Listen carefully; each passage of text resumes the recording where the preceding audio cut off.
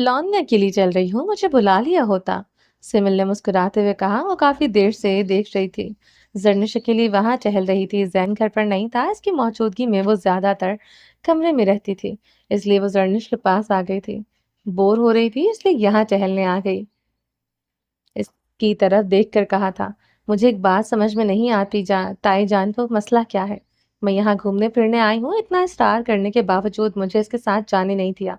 हद होती है पाबंदियों की भी। उसने गुस्से और नाराजगी के मिले जुले तासुरात से कहा था, मेरी मम्मा और पापा ने हम पर इतनी पाबंदियां नहीं लगाई जितनी यहाँ देखने को मिल रही हैं। इन्हें हम पर भरोसा नहीं है। बात भरोसे की नहीं है। जैन के दोस्तों के साथ अकेले भेजने के लिए कोई भी रास्ते नहीं होगा।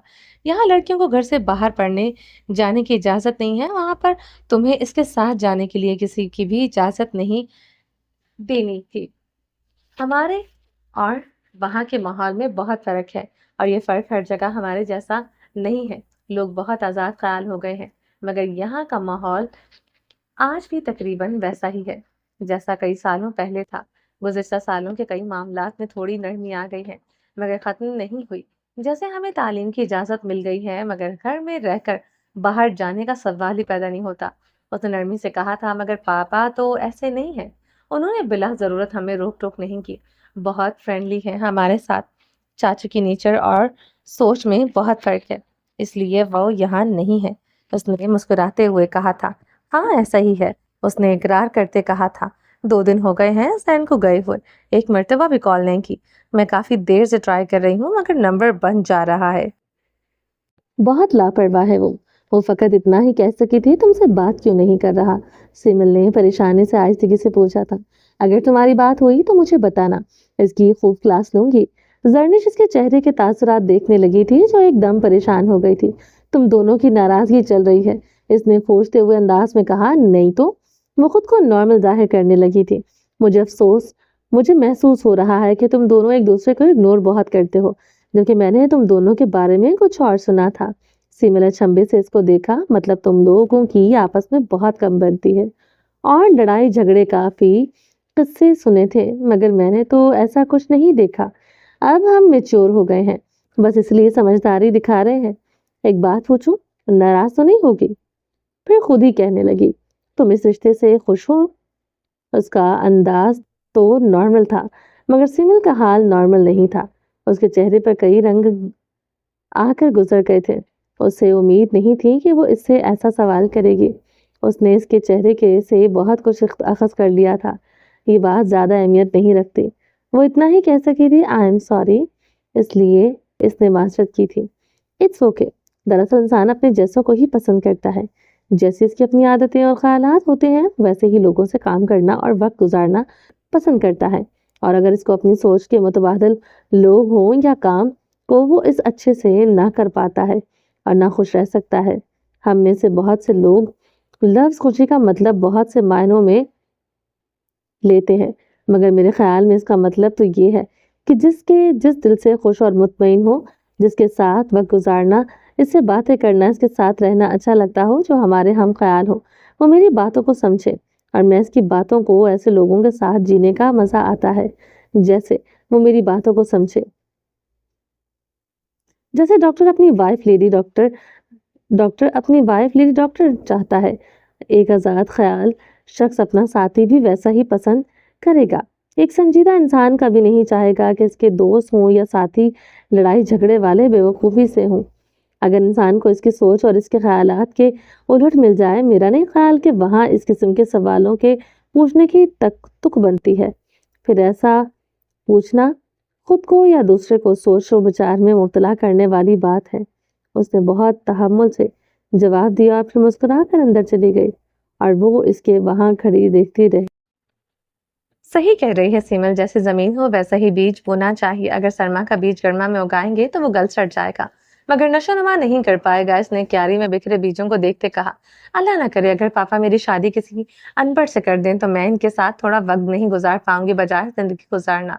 जब एक दूसरे को समझ ही ना सकेंगे तो कैसे खुश रहेंगे? उसने झुरझुरी लेते सोचा था। वो उसकी बात का मतलब भी समझ गई थी। सुबह के 4:30 के करीब इसकी वापसी हुई थी। इसको इंतजाम करने में काफी वक्त लगा था।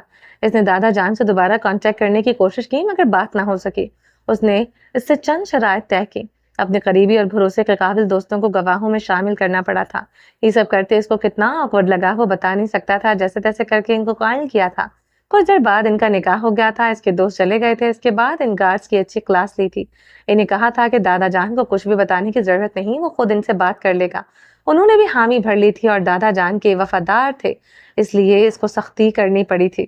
تھوڑی دیر بعد اس نے اپنے قدم کمرے کی جانب بڑھا دیے۔ اس نے ہالے سے دستک دی تھی اور اندر آ گیا تھا جہاں پارس پہلے سے موجود تھی۔ وہ نگاہیں چکائے اپنے ہاتھوں کو دیکھ رہی تھی، اسے وحاش کی موجودگی کا احساس ہو گیا تھا، مگر اپنی جگہ پر یوں ہی ساکت بیٹھی رہی تھی۔ اب تم مجھے بتانا پسند کرو گی اصل وجہ کیا ہے؟ دادا جان کا تم سے کیا رشتہ ہے؟ اس نے بنا تمہید باندھے کہا تھا۔ وہ جاننا چاہ رہا تھا جس کی وجہ سے سب ہو رہا تھا۔ اس نے کچھ دیر انتظار کیا تھا، اس نے کوئی جواب نہیں دیا۔ پارس، میں تم سے پوچھ رہا ہوں۔ وہ سنجیدگی سے دوبارہ گویا ہوا تھا، تم ٹھیک ہو؟ مسلسل ایک پوزیشن میں بیٹھی دیکھ کر اس نے پریشانی سے پوچھا تھا۔ ہاں، سر ہلاتے کہا۔ میں تم سے کچھ پوچھ رہا ہوں، جواب تو مجھے۔ آپ اپنے دادا جان سے پوچھ لیں، ان کے پاس ہے ان سوالوں کے جواب۔ نکاہت سے اس نے دادا جان پر زور دیتے کہا تھا۔ اور تم نہیں بتاؤ گی؟ بھویں میں اچکا کر استفسار کیا۔ میں اس کا سر بہت بھاری ہو رہا تھا، کسی بھی سوال کا جواب دینے سے قاصر تھے۔ سر میں اٹھنے والی تکلیف سے اس نے سر آہستہ سے سر کو جنبش دینے لگی تھی۔ تکلیف اس کے چہرے سے صاف ظاہر ہو رہی تھی، آواز میں نمی درائی تھی، اس کے چہرے پر ابھی بھی سرخی کے واضح نشان تھے۔ اسے شرمندگی ہوئی تھی اس کی حالت دیکھ کر، جس کا وہ بھی خود بھی ذمہ دار تھا۔ پارس، تم ٹھیک ہو؟ اس نے آگے بڑھ کر کہا تھا اور جلدی سے گلاس میں پانی ڈال کر اسے پکڑا دیا تھا۔ اسے پیو۔ اس کو احساس ہوا تھا کہ اس وقت کوئی بھی بات کرنا مناسب نہیں ہے، اس لیے وہ خاموش ہو گیا تھا۔ میں تمہارے لیے کچھ لے کر آتا ہوں کہہ کر نیچے آ گیا تھا۔ وہ یقیناً کل رات سے بھوکی تھی، اور پھر جو کچھ ہوا تھا اس کی طبیعت کافی خراب لگ رہی تھی۔ اس نے انڈا اور ٹوسٹ کے ساتھ دودھ کا گلاس لیا اور ساتھ پین کلر بھی رکھ لی تھی۔ فی الحال کے لیے اس کو یہی بہتر لگا تھا، جلدی سے یہ سب ختم کرو اور پھر میڈیسن لے لینا۔ اس کے سامنے رکھتے کہا تھا، مجھے کچھ نہیں کھانا، میں ٹھیک ہوں۔ نکاہت بھری آواز سے کہنا چاہا تھا، نظر آ رہا ہے مجھے، بیکار کی ضد چھوڑو اور جلدی سے ختم کرو، تحکمانہ انداز میں کہا تھا۔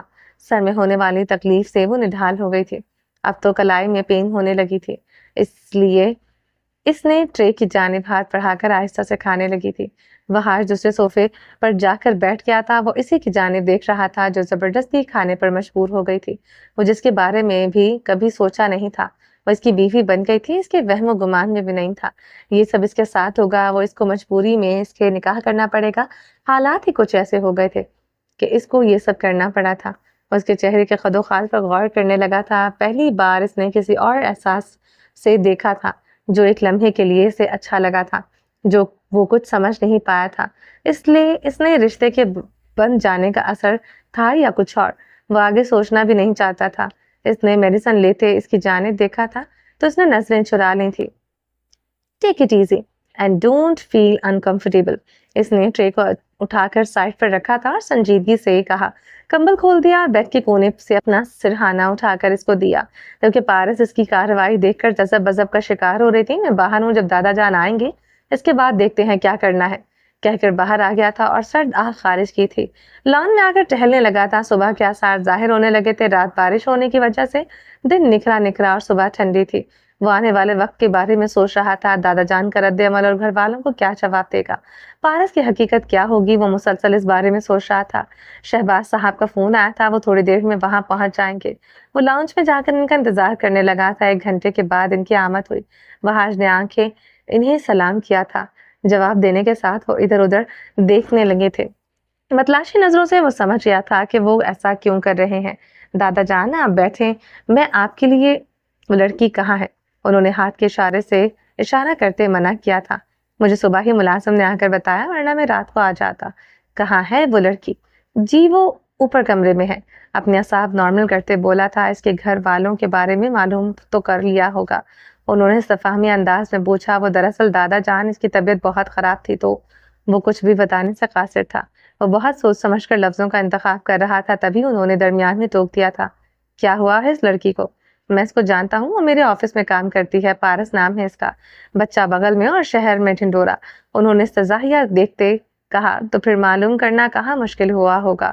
انہوں نے اپنے قدم اور اوپر سیڑھیوں کی جانب بڑھاتے پوچھا۔ جی وہ سب بتانے کو تیار نہیں ہے، اس کے ساتھ چلتے کہا تھا۔ کیا مطلب بتانے کو تیار نہیں ہے؟ اس کو نہ صرف بتانا ہوگا بلکہ اس کے والدین خود آئیں گے ہمارے پاس، ابھی تو بہت سے حساب باقی ہیں۔ اس نے تو کچھ نہیں بتایا مگر دادا جان ایسی کیا وجہ تھی کہ یہ انتہائی قدم اٹھانا پڑا؟ کیا سب کرنا ضروری تھا اس کے ساتھ؟ کوئی اور راستہ بھی مل جاتا مگر اس کو یہاں زبردستی لانا۔ اس نے کڈنیپ کہنے سے گریز کیا تھا، وہ بھی معلوم ہو جائے گا، برخودار صبر رکھو۔ انہوں نے اپنی سفید داڑھی پر ہاتھ پھیرتے کہا تھا۔ یہاں پر ہے؟ انہوں نے کمرے کے باہر کھڑے ہو کر پوچھا تھا۔ جی یہیں پر ہے، مگر مجھے ایک اور بہت اہم بات بتانی ہے آپ کو، اس نے ہمت کرتے کہا تھا۔ مناسب الفاظ ڈھونڈنے لگا، سمجھ میں نہیں آ رہا تھا بات کہاں سے شروع کرے۔ جو بھی تھا اب بتانا تو تھا، اور پھر ہمت اور حوصلہ مجتمع کر کے پارس کا رویہ اور اس کا انتہائی قدم سب کچھ بتا دیا تھا۔ بات کے دوران وہ دادا جان کے بدلتے ہوئے تیور اور رنگت دیکھ رہا تھا۔ اتنا بڑا جذباتی اور احمقانہ فیصلہ کر لیا تھا، مجھے آپ سے ایسی حماقت کی امید نہیں تھی۔ میں نے اس لیے تمہارا انتخاب کیا تھا کہ تم بات کو سنبھال لو گے، مگر تم نے تو بات کو اور بڑھا دیا۔ انتہائی غصے سے اپنا ماتھا مسلتے کہنے لگے تھے۔ تفکر کی کئی لکیریں ان کے ماتھے پر برسوں پر موجود تھی۔ میں جانتا ہوں جو کچھ میں نے کیا ہے، اس پر ناراض ہونا آپ کا بنتا ہے۔ ان کے تاثرات دیکھتے ٹہرے ہوئے انداز میں کہا تھا، جو تیش سے اس کی طرف متوجہ تھے۔ ہم بھی بہن بیٹیوں والے ہیں، اگر کوئی ان کے ساتھ آگے وہ بولنا نہیں چاہتا تھا، ہم لوگ برداشت نہیں کر سکتے تو پھر کسی اور کے ساتھ ہم کیسے کر سکتے ہیں؟ شہباز صاحب ضبط سے اس کی باتیں سن رہے تھے۔ جو کچھ بھی ہوا اس کے لیے معذرت چاہتا ہوں، جو مجھے اس وقت ضروری لگا میں نے وہی کیا۔ میں نہیں جانتا میں نے صحیح کیا یا غلط، مگر میں جاننا چاہتا ہوں اس سب کے بارے میں۔ وہ جانتے تھے وہ کیا پوچھنا چاہتا ہے۔ جب اس کے والدین آ جائیں گے تو سب معلوم ہو جائے گا، کہتے ہوئے کمرے کی جانب بڑھ گئے تھے۔ وہاں جس کے پیچھے ہی پارس کے بے خبر آنکھیں بند کر کے سو رہی تھی۔ دوا میں نیند کی گولی بھی تھی، اس لیے وہ نیند کے زیر اثر تھے۔ جب ہوش میں آ جائے تو سب کچھ پوچھ لینا، مجھے واپس جانا ہے اور وہاں سے واپسی میں دیر ہو جائے گی۔ بہت دیر، یہ بہت ضدی ہے، اگر نہ بتایا تو؟ کہنا کیا چاہتے ہو؟ میں یہ کوشش کئی بار کر چکا ہوں، لیکن یہ کچھ بھی بتانے کو تیار نہیں ہے، اور ہم اس کو زیادہ دیر نہیں رکھ سکتے۔ مجھے ڈر ہے کہ وہ خود کو نقصان نہ پہنچا لے، وہ پہلے بھی یہ کوشش کر چکی ہے۔ مجھے جذباتی لڑکی لگتی ہے، مجھے افسوس ہے کہ تم نے جلد بازی میں بہت غلط قدم اٹھا لیا ہے، اور یہ بات صرف کاغذی نکاح تک رہنا چاہیے۔ انہوں نے پارس کی جانب دیکھتے ہوئے کہا تھا، ایک خوبصورت لڑکی تھی اور وہ نہیں چاہتے تھے کہ اس کا پوتا اس کی طرف مائل ہو۔ تو پارس کا کیا کرنا ہے اب؟ اس کو گھر چھوڑ دوں یا ابھی یہیں پر رکھنا ہے؟ انہوں نے ہنکار بھرتے پرسوچ انداز میں کہا تھا۔ اگر یہ گھر جانے پر آمادہ ہو جاتی ہے تو معلوم کرنا مشکل نہیں، لیکن اگر یہ اپنی ضد پر اڑی رہے تو اسے گھر لے جانا۔ گھر؟ اس نے اچنبھے سے استفسار کیا۔ وہاں سب کو کیا جواب دوں گا؟ فی الحال اس نکاح کے بارے میں کسی کو بھی بتانے کی ضرورت نہیں ہے۔ دیکھتے ہیں کیا کرنا ہے اس کا، تم سنبھال لینا سب، انہوں نے حتمی انداز میں کہا تھا۔ وہاں تھوڑی دیر اور ٹھہرے تھے اور گاؤں کے لیے روانہ ہو گئے تھے۔ ان کے جانے کے بعد وہ شش و پنج میں مبتلا ہو گیا تھا۔ کمرے میں موجود صوفے پر آڑے ترچھے انداز میں لیٹ گیا تو ذہن لامحدود سوچوں کا اماج کا بن گیا تھا۔ وہ پارس کو اکیلے چھوڑنے کا رسک نہیں لے سکتا تھا، اس لیے وہی صوفے کی پشت سے ٹیک لگا کر خود کو پرسکون رکھنے کی کوشش کرنے لگا۔ وہیں لیٹے لیٹے وہ جلد نیند کی آغوش میں چلا گیا تھا۔ 1.5 گھنٹے کی نیند لی تھی اور پھر اس کو یہاں آنا پڑ گیا تھا۔ اس کو آرام دہ حالت میں دیکھ کر اس کے دل کو بھی تسلی ہوئی تھی۔ جیسے ہی وہ دوا کا اثر کم ہوا، اس کا ذہن بیدار ہونے لگا تھا۔ جو کچھ ہوا تھا وہ سب ذہن میں آنے لگا تھا۔ اسے عمر اور دادی کا خیال آیا تو وہ ہڑبڑا کر اپنی جگہ سے اٹھ بیٹھی تھی۔ سر میں درد کی ہلکی سی لہر اٹھی تھی جسے اس نے نظر انداز کیا اور کمرے کو دیکھا تھا۔ کمرہ مکمل روشن تھا، کھڑکیوں سے روشنی آ رہی تھی، اے سی آن تھا۔ اس نے گھڑی کی جانب دیکھا تھا جو دوپہر ہونے کا پتہ دے رہی تھی۔ سامنے صوفے پر آڑے ترچھے انداز میں وہ ہاتھ سو رہا تھا۔ اس نے ایک نظر سرد نظر اس پر ڈالی تھی، اپنا دوپٹہ اٹھایا اور کمبل سائڈ پر کیا۔ چلتی ہوئی واش روم میں گھس گئی تھی۔ واش روم کا دروازہ اتنی زور سے مارا تھا کہ اس کی آواز پر وحاش کی آنکھ کھل گئی تھی۔ وہ جلدی سے اٹھ کر بیٹھ گیا۔ بیڈ خالی تھا اور واش روم کا دروازہ بند۔ وہ وہیں ٹہلنے لگا۔ کچھ دیر بعد وہ باہر آئی تو وحاش وہی کمرے میں چکر لگا رہا تھا۔ نیند پوری نہ ہونے سے اس کی آنکھیں سرخ ہو رہی تھی۔ طبیعت کیسی ہے؟ آپ کو کیسی لگ رہی ہوں؟ اس نے سرد مہری سے جواب دیا۔ اس کے یوں کہنے سے اس کی جانب دیکھا تھا۔ وہ اسے نڈھال اور کمزور سی لگی تھی، ماتھے پر سوجن تھی اور کپڑوں پر خون کے کئی نشان پڑے تھے۔ ڈاکٹر کے پاس چلتے ہیں اور پھر تمہیں گھر چھوڑ کر بھی آنا ہے۔ कौन सा घर और कैसा घर? इतना सब कुछ होने के बाद आप और मैं क्या सफाइयाँ देंगे? मैं कहीं नहीं जाऊँगी, मेरा कोई घर नहीं है। उसने संजीदगी से जवाब दिया। तो फिर यहाँ मेरे साथ रहोगी? कहीं भी रहूँ, मगर मैं अपने घर और इसका पता आपको नहीं बताऊँगी। तुम इंतहाई ज़िद्दी लड़की हो। इस ज़िद में अपना कोई नुकसान करोगी। जितना नुकसान हो चुका है मेरे ख़्याल से वो काफ़ी है। आप मज़ीद क्या चाहते हैं? मेरे चाहने को एक साइड पर रखो, अपनी बात करो। तुम्हारी वजह से मैंने ज़िंदगी में पहली बार अपने दादा को इतना मायूस और गुस्से में देखा है। जो तुमने इतना झेला है इसका अंदाज़ नहीं है आपको। न जाने और कितना बर्दाश्त करना पड़ेगा मुझे। यहाँ ज़बरदस्ती लाए हैं और अब मुझसे पूछ रहे हैं कि मैं क्या चाहती हूँ। मैं तुम्हें यहाँ नहीं रख सकता तो फिर निकाल दे मुझे अपने घर से। तुमसे बात करना ही फ़िज़ूल है। तो ठीक है, तुम्हारे घर चलो। जब तक सब कुछ नॉर्मल नहीं हो जाता तुम्हें हमारे साथ ही रहना होगा। उसने कुछ तौक़ुफ़ के बाद फ़ैसला करते कहा था, जो मैं इन्हें बताऊँगा वही तुम्हें कहना होगा। पहले तुम्हारे चेकअप के लिए जाएँगे और बाद में जो ज़रूरी चीज़ें लेनी होंगी वो ले लेना। अपना हुलिया ठीक कर लेना। उसके कपड़ों की तरफ इशारा करते कहा था।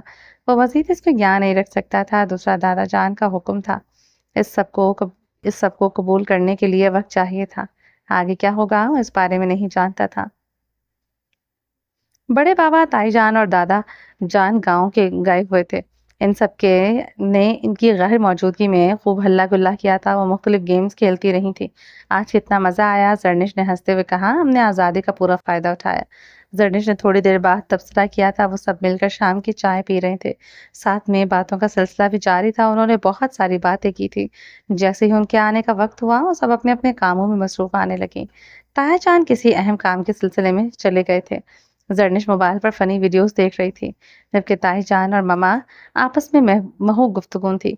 ताई जान गाँव में होने वाले रवारदार सुना रही थी, जिसे ममा दिलचस्पी से सुन रही थी।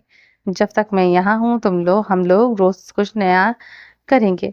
ज़रनिश ने पुरजोश होते मतवज्जा किया। हमारे पेपर्स होने वाले हैं, हमारे लिए तो थोड़ा मुश्किल है। मीरब ने मुँह बनाते हुए कहा था। एन्जॉयमेंट के लिए वक़्त निकालना ही पड़ता है। एन्जॉयमेंट के लिए वक़्त निकालना ही पड़ता है, इसलिए इससे माइंड फ्रेश भी रहता है। हाँ, ये बात तो है, मीरब ने तायीद करते कहा था। वो आपस में बातें कर रही थी, तभी वहाज घर के अंदर आता दिखाई दिया। वो सब इसकी जानिब मतवज्जा हुई। अस्सलाम वालेकुम, इसने कदरे ऊँची आवाज़ में कहा था। सभी इसकी जानिब मतवज्जा हुए। वो वहाज के साथ आने वाली लड़की को हैरानगी से देख रही थी, जो आहिस्ता-आहिस्ता चलती हुई इनकी तरफ आ रही थी। उसने चादर ओढ़ रखी थी और अनजान नज़रों से सबको देखते हुए वहाँ इनके पास आकर रुकी थी। वहाज के हाथ में एक सफरी बैग था। ताईजान कुछ ज्यादा ही हैरत का इजहार कर रही थी। वो इन दोनों को देखकर रह गई थी। आखिर ये क्या मामला है, वो समझ नहीं पा रही थी। वहाज इन सबकी नजरों का मतलब समझ चुका था। वो इस सब के बारे में जानना चाहते हैं। पारस का अचानक से इसके साथ मौजूदगी ही कई सवालों के इनके जहन में पैदा कर चुके थे। फिर वो संजीदगी से बोला, मम्मा ये पारस है, दादा जान की एक दोस्त की बेटी है। इसके वालिदैन को किसी ने किडनैप कर लिया है। इसकी सेफ्टी के लिए दादा जान ने मुझे इसको यहाँ लाने का कहा है, और जब तक सारा मामला क्लियर नहीं हो जाता ये यहीं रहेगी। इसने मुख्तसरन कहानी बताई, चंद लफ्जों को आगे पीछे करके। इस बात पर पारस ने सपाट अंदाज में इसकी तरफ देखा तो इसने अपनी नजरें फेर ली। वो वो नए और अजनबी लोगों में आकर थोड़ा पजल हुई, मगर जल्दी ही वो अपने तासुरात छुपा गई थी। बहाज ने इन सब का तारुफ करवाया। वो इन सब से रस्मी तौर पर मिली थी। इनसे मिलकर वहीं बैठ गई थी। मैमुना बेगम चुपती हुई नजरों से इसका अच्छे से जायजा ले रही थी। जो वो महसूस कर सकती थी, ताईजान के तासुरात को देखकर चंद लम्हों के लिए वो पजल सी हुई थी। मामा, इसको कमरे में भेज दें, इसकी तबीयत ठीक नहीं है, इसे रेस्ट की जरूरत है। इसे वहीं बैठा देखकर वहाज ने कहा था। वो नहीं चाहता था यहाँ कोई गड़बड़ हो। सबको मुतमईन देखकर वो कदरे रिलैक्स हुआ। पारस का क्या, वो अपनी पुरानी टोन में कब वापस चली जाए। मामले की नज़ाकत को देखते कहा था, बिनिश बेटा अभी इसको अपने कमरे में ले जाओ। बच्ची के साथ इतना बड़ा हादसा हो गया है, इसे आराम की ज़रूरत है। मैं मुलाजिम से कहकर इसका कमरे का सफाई वगैरह करवाती हूँ। आप बेटा इसको अपना ही घर समझो। सदफ बेगम ने शफकत से इसके सर पर हाथ फेरते कहा था। इसने इस बात में सर हिलाते इसकी हमराही में कमरे में आ गई थी। रेस्ट करने के लिए लेट गई थी। सारे रास्ते भाई और दादी जान के बारे में सोचती रही थी। अगर उमर ऑफिस के बारे में पूछने आ गया और उन्होंने इसको पकड़ लिया, नहीं नहीं ऐसा नहीं होगा। اس نے خود ہی اپنی سوچ کو جھٹکتے کہا تھا۔ اس کے رویے دیکھ کر اگر مطمئن ہوئی تھی مگر دادی اور عمر کا سوچ کر بے چین بھی ہو گئی تھی۔ اس نے اپنی آنکھوں پر کمبل لے کر خود کو سوتا ہوا ظاہر کرنے لگی، مگر ایک پل کو چین نہیں آ رہا تھا۔ رہ رہ کر وحاش پر غصہ آ رہا تھا، وہ کتنا دوگلا ہے اور کیسے سب کو بے آرام کر لیا۔ جسے وحاش نے ہی چپ رہنے کا کہا تھا، وہ تو مصلحت کے تحت خاموش ہو گئی تھی۔ حالات کو دیکھتے ہوئے وہ اگلا قدم اٹھائے گی، اس نے خود کو باور کرواتے سوچا تھا۔ اس کو یوں سوتا دیکھ کر بنش اور میرب دونوں آہستہ آواز میں باتیں کرنے لگی تھی، جبکہ زرنش اس کا جائزہ لے رہی تھی۔ مجھے بہت افسوس ہوا ہے، پتہ نہیں کن لوگوں نے اس کے والدین کو پکڑ رکھا ہے۔ اس کو بھی کتنی چوٹیں لگی ہیں۔ اس کی آنٹی کے ساتھ بھی بڑا حادثہ ہوا، وہ بھی وفات پا گئی۔ مجھے بہت ترس آ رہا تھا، وہ کیسے چپ کر کے بیٹھی تھی؟ بینش نے تعصب سے کہا تھا۔ وہ بہت آہستہ آواز میں بات کر رہی تھی۔ وحاش نے جو انہیں بتایا تھا وہ وہی کہہ رہی تھی۔ میں تو ماما کی حالت دیکھ کر گھبرا گئی تھی، وہ کیسے ایک دم شاکڈ میں آ گئی تھی۔ میرب نے کہا تھا، مجھے یہ سب دیکھ کر ایک پل کو تو میرا دل بھی گھبرا گیا تھا۔ تائی کی حالت واقعی قابل رحم تھی۔ زرنش نے غصے ہوتے کہا تھا، جیسے اس کو ساری جنبش موجود ہو گئی ہو۔ مجھے یہ سب دیکھ کر ایک پل کو تو میرا دل بھی گھبرا گیا تھا۔ تائی کی حالت واقعی قابل رحم تھی۔ زرنش نے ہنستے ہوئے کہا تھا، جیسے اس کو ساری سچویشن سے مزہ آ گیا ہو۔ ایسی کوئی بات نہیں ہے ماما، تو بس۔ میرب نے نفی کرتے کہا تھا، شاید آپ ٹھیک کہہ رہی ہیں، جب جوان بیٹا کسی انجان لڑکی کو یوں گھر لے آئے گا تو والدین کا کچھ ایسا ہی رد عمل ہوگا۔ بینش نے بھی اس کو چڑھاتے کہا تھا، میرا بھائی ایسا ویسا کوئی کام نہیں کر سکتا، مجھے ان پر اعتبار ہے۔ یہ شکوک تم لوگ کسی اور کے دل میں پیدا کرنے کی کوشش کرو۔ اپنے بھائی کے بارے میں ایسا بالکل نہیں سوچ سکتی، وہ سب کا خیال رکھتے ہیں، ایسا ویسا کوئی کام نہیں کر سکتے جس سے مما یا ہم سے کوئی خفا ہو۔ میرب نے ناک سے مکھی اڑانے والے انداز میں کہا تھا، تمہارا بھروسہ قائم رہے، مجھے تو کوئی اور چکر لگ رہا ہے۔ زرنش نے مزید تنگ کرتے کہا تھا۔ پارس ان کی باتوں سے بیزار ہو گئی تھی، وہ جنبش کرنے لگی۔ انہوں نے اس کو حرکت کرتے دیکھا اور ایک دوسرے کو اشارہ کر کے کمرے سے باہر آ گئی تھی تاکہ وہ ڈسٹرب نہ ہو، اس لیے وہ خاموشی سے چلی گئی تھی اس کے کمرے سے، جبکہ پارس ضبط کی انتہا پر تھی۔ اس کو سمجھ میں نہیں آ رہا تھا کیا کرے، گھر والوں کی فکر ستائے جا رہی تھی۔ وہ سوچ رہی تھی کہ کس طرح وہ فون کر کے اطلاع کر دے، اس کا اپنا موبائل تو اس کے پاس تھا، کیا معلوم اس سے وہ کال ٹریس کر لیں اور انہیں نقصان پہنچا دے۔ وہ یہ رسک نہیں لے سکتی تھی، اس گھر کے فون کے پاس بات نہیں کر سکتی تھی۔ مجھے کسی اور کے نمبر سے کال کرنی چاہیے، مگر کس سے جس کے نمبر پر کسی کو شک نہ ہو یا پھر کال ٹریس نہ ہو۔ وحاش خود بھی پریشان تھا، اس نے باقی سب کو قائل تو کر لیا تھا، دادا جان اور بابا کی فکر تھی، ان کا کیا رد عمل ہوگا۔ دادا جان تو گاؤں سے ابھی لوٹے نہیں تھے، رات کو جیسے ہی موقع ملا بابا سے مل کر انہیں ساری بات بتا دی، جسے سن کر وہ خود پریشان ہو گئے تھے۔ بات ہی کچھ ایسی تھی، غیر یقینی صورتحال میں اس کا قدم اٹھانا ٹھیک تھا یا غلط، وہ اپنے بیٹے کو بھی مہدر الزام نہیں ٹھہرا سکتے تھے۔ وہ بھی گہری سوچ میں مبتلا ہو گئے تھے، آگے نہ جانے اس بچی کے ساتھ کیا ہوگا جسے وہ آج اپنی بیوی بنا کر لے آیا ہے۔ وہ یہ بات بابا سے مخفی رکھتا اگر وہ پارس کو جانتے نہ ہوتے، مگر وہ یہ بھی سوچ رہا تھا کہ کم از کم بابا کو اس بارے میں معلوم ہو، اور وہ اسے مخلصانہ مشورہ دیں، اور وہ اس کی طرح کوئی جذباتی فیصلہ نہیں کرنا چاہتا تھا۔ اس لیے ایک ایسا شخص ضرور ہو جو کسی مشکل گھڑی میں اس کی رہنمائی کرے، اس کے ساتھ کھڑا ہو۔ 3 دن گزر گئے تھے اسے یہاں آئے ہوئے، جب اس کا بہت خیال رکھ رہے تھے، اس کے دل جوئی کرنے کی بھرپور کوشش کرتے، مگر وہ ان سب سے بیزار ہو جاتی تھی۔ جب دل ہی اداس اور بے چین ہو تو کیسے وہ نارمل رہ سکتی تھی؟ سارا دن کمرے میں رہ رہ کر خود کو مزید الجھانا نہیں چاہتی تھی، اس لیے اس نے سب کے ساتھ رہنے اور گھر کے کاموں میں ہاتھ بٹانے کا کہا تھا تاکہ کوئی راہ نکل سکے۔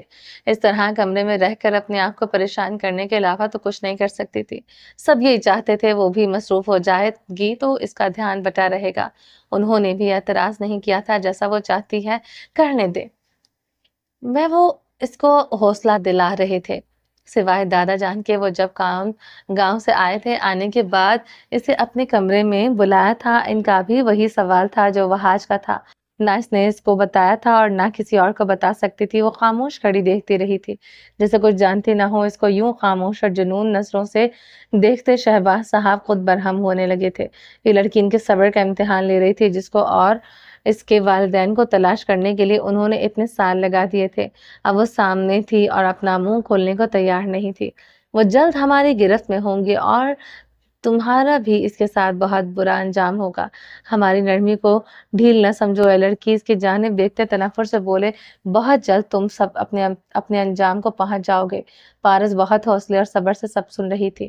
وہ بولنا تو بہت کچھ چاہتی تھی، ان سے ہر سوال کا جواب وہ بہت اچھے سے دے سکتی تھی، مگر وہ پھر بھی خاموش رہی تھی کہ آپ کچھ بھی کر لیں، میں نہیں بتانے والی۔ وہ شعلہ بار ہوتی آنکھوں سے محض دیکھ رہی تھی۔ ایک کرب تھا اس کی آنکھوں میں جو دوسروں کو بھسم کر دینا چاہتی تھی۔ یہ سب شہباز صاحب کو مزید تیش دلا رہا تھا۔ وہ دونوں اپنے اندر برپا ہونے والے طوفان کو باہر نکالنے سے روک رہے تھے۔ جب پارس کا صبر کا پیمانہ لبریز ہونے لگا تو ان کے کمرے سے چلی گئی۔ اپنے کمرے میں آ کر خود کو کمپوز کرنے لگی۔ اسے ایک موقع چاہیے تھا وہ گھر میں فون کر کے سب بتا سکے۔ وہ تو خود یہاں پر سیف ہے اور یہ سیفٹی کب تک ہے وہ نہیں جانتی تھی، مگر ان کو محفوظ رکھنا چاہتی تھی۔ یہ نکاح اس نے یوں ہی نہیں کیا تھا، اس کے پیچھے بھی ایک وجہ تھی۔ اس نے کوشش کی تھی کہ سب کے ساتھ رہ کر وہ کوئی راہ نکال لے گی، یہاں سے جانے کے لیے کم از کم ایک کال کر لے گی۔ سر میں درد ہو رہا تھا، وہ کچن میں اپنے لیے چائے بنانے آ گئی۔ وہ بنا رہی تھی کہ جب کسی نے کچن میں جھانکتے ہوئے ایک کپ چائے کا کہا تھا اور تیزی سے آگے بڑھ گیا تھا۔ اس نے جب تک پیچھے مڑ کر دیکھا وہ جا چکا تھا۔ اپنے لیے بنا رہی تھی سو اس کے لیے بھی بناتی۔ زین صبح فجر کے وقت گھر لوٹا تھا۔ وہ ملازمہ سمجھ کر کہہ کر آ گیا تھا۔ اس کو غرض نہیں تھی وہاں کون کام کر رہی تھی، اس کو چائے سے مطلب تھا۔ وہ تیوریاں چڑھائے چائے کا انتظار کر رہا تھا۔ صبح جب وہ گھر آیا تو میمونہ بیگم نے اس کی اچھی خاصی کلاس لی تھی۔ وہ اتنے دن وہاں رہ کر آیا، نہ کسی سے رابطہ کیا اور نہ کسی کو اپنے آنے کی خبر دی۔ سبھی اس کے حوالے سے پریشان تھے اور اوپر سے اپنا موبائل بند کر رکھا تھا۔ وہ لمبا سفر کر کے آیا تھا، کافی تھکاوٹ محسوس ہو رہی تھی، وہ آرام کرنا چاہ رہا تھا۔ میمونہ بیگم کی آؤ بھگت صبر سے سنتا رہا، پھر جیسے وہ چپ ہوئی تو بولا، ابھی میرے کچھ دن سے غائب ہونے سے پریشان ہے، جب ہمیشہ کے لیے چلا جاؤں گا تو پھر کیا کریں گے آپ لوگ؟ کہہ کر اپنا بیگ اٹھایا اور غصے سے گھسیٹتے ہوئے اپنے کمرے میں لے گیا تھا۔ تب سے اس کا موڈ آف تھا اور پیچھے میمونہ بیگم اس لڑکی کی خودسری دیکھ کر رہ گئی تھی۔ وہ ان کا دل پریشانی سے دو چار ہو گیا تھا۔ وہ بہت ضدی تھا، اگر کہہ رہا ہے تو پکڑ بھی سکتا ہے۔ یہ بات اس کو کئی فکروں میں الجھا رہی تھی۔ پارس نے چائے بنانے کے بعد کپ اس کے سامنے رکھا جو موبائل میں مصروف تھا۔ وہ جانے لگی تو اس نے برہم ہوتے ہوئے بولا، صرف چائے لا کر دی تھی، ساتھ میں کچھ اور بھی لے کر آؤ، مجھے بھوک لگی ہے۔ ہر بات کہنی پڑے گی۔ اس نے موبائل کو گھورتے کہا تھا، اس کی جانب نہیں دیکھا تھا۔ ساتھ میں اور کیا؟ وہ سمجھ نہ سکی وہ کیا کھانا چاہ رہا ہے۔ اب ہر بات بتانی پڑے گی، اس نے اکتا کر کہا تھا۔ پارس تذب وذب کا شکار اس کی جانب دیکھ رہی تھی۔ وہ آخر وہ چاہتا کیا ہے؟ وہ بلا وجہ اس پر کیوں غصہ ہو رہا ہے؟ سیمل جو کب سے زین کو اگنور کیے بیٹھی تھی، اس کا یوں اگنور کرنا اس کو مزید تیش دلا رہا تھا۔ وہ اپنا غصہ پارس پر نکال رہا تھا۔ سیمل سے رہا نہ گیا تو اٹھ کر آ گئی۔ زین مہمانوں سے کوئی اس طرح بات کرتا ہے؟ اس کو کہنا پڑا تھا۔ کون مہمان؟ کہتے ہوئے چہرہ اوپر کرتے کہا تھا، دادا جان کی دوست کی بیٹی ہیں، تم اس پر ایک کیسے حکم چلا رہے ہو؟ وہ پہلے ہی اتنے بڑے صدمے سے گزر رہی ہے، اوپر سے تمہاری بات ہے۔ اس نے افسوس کرتے کہا تھا، آئی ایم سوری، میں نے نہیں دیکھا تھا۔ اس نے شرمندہ ہوتے کہا، میں سمجھا ملازمہ ہے، وہ میری عادت جانتی ہے، میں صرف اس کو بتانا چاہ رہا تھا۔ اٹس اوکے کہہ کر چلی گئی۔ کون سے دوست کی بیٹی؟ وہ یہاں پر ہے کیا؟ یہ تو نہیں معلوم، بھائی لے کر آئے تھے۔ وحج کو بھائی کہتے اس کو عجیب لگا تھا، وہ اس کو بھائی ہی سمجھتے تھے، مگر گھر والے؟ پھر یہ خیال چھٹکتے اس نے ساری بات بتا دی تھی جیسا وحاج نے بتایا تھا۔ میں نے دادا جان کے کسی ایسے دوست کے بارے میں نہیں سنا، اس نے اچنبے سے کہا تھا۔ تم ان کے سارے دوستوں کو بھی نہیں جانتے ہوگے۔ وہ کہہ کر چلی گئی، کتابیں لے کر بیٹھ گئی۔ اس کے پیپرز ہونے والے تھے، اس کو پڑھتے بیٹھ گئی تھی۔ وہ سر جھٹک کر چائے پینے لگا۔ اس نے دیکھا تھا میرب اس کو اپنے ساتھ باہر لان میں لے گئی۔ چائے پینے کے بعد وہ بھی اٹھ کر باہر لان میں چلا گیا تھا۔ وہ لوگ وہیں ٹہلنے لگے تھے، ساتھ میں باتیں بچا رہی تھی۔ وہ ہر بات میں اس کو شامل کر کے بات کرتی، اس کو ہر طرح سے کمپنی دینے کی کوشش کر رہی تھی، جس کا وہ ہوں ہاں میں جواب دے کر خاموش ہو جاتی تھی۔ زرنش کافی ہنسمکھ اور صاف دل کی مالک لڑکی تھی۔ وہ سب کے ساتھ گھل مل کر رہتی تھی۔ اس کی عادتیں اور باتیں ان سب سے بہت مختلف تھیں۔ وہ اردو بولتے ضرور اپنی جانب متوجہ کرتی، ابھی بھی اسے اچھے سے اردو بولنی نہیں آ رہی تھی۔ وہ زیادہ انگلش میں بات کرتی تھی، پھر بھی بہت سے ورڈز اردو کے بول جاتی تھی۔ وہ اسے باتوں میں پر اس کی جانب متوجہ ہو جاتی۔ وہ اس سے تعارف کروا چکے تھے، اس لیے وہ ان کو کافی حد تک سمجھ رہی تھی۔ وہ لوگ یوں ہی ادھر ادھر باتیں کر رہے تھے جب انہوں نے بہاج کی گاڑی اندر آتے دیکھی تھی۔ بہاج اپنی گاڑی گیراج میں کھڑی کرنے کے بعد ان کی جانب آ گیا تھا۔ وہ سب کو سلام کیا تھا۔